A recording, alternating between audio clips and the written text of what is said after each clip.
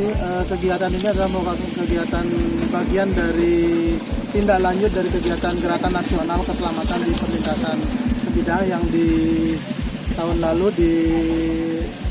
dikumandangkan oleh Kementerian Perhubungan, dalam hal ini Direktorat Jenderal Perkeretaapian. Jadi pada saat ini merupakan rangkaian dari kegiatan tersebut yang juga sebelumnya kita sudah dilakukan di tempat lain.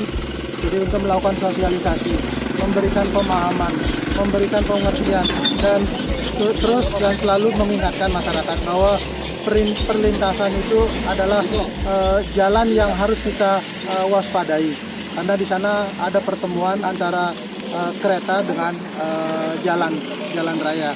Dan kita tahu di wilayah Muara Enim ini cukup besar lalu lintasnya, volume lalu lintasnya cukup tinggi, dan juga volume kereta apinya juga cukup tinggi. Dalam hal ini kereta Babaranjang sehari bisa 40 perjalanan bolak-balik.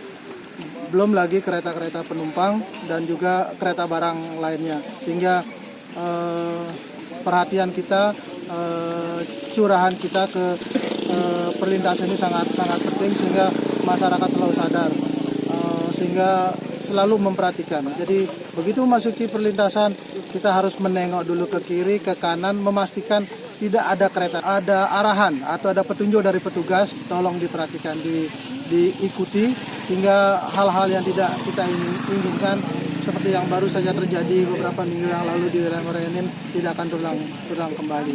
Kan tingkat kecelakaan di wilayah Sumatera bagian selatan ini cukup tinggi. Antara tahun 2014 sampai 2018 ada kurang lebih 1.350 kecelakaan di perlintasan saja. Antara kereta dengan kendaraan.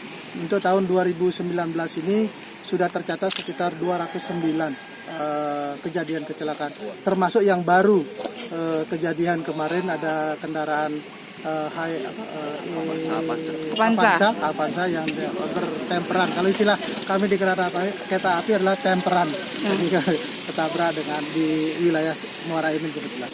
Kita harapkan dari kemarin sih, dari beberapa bulan lalu, karena itu hal ini kan menyangkut manusia. Manusia ini kan kadang-kadang pikirannya berubah-ubah.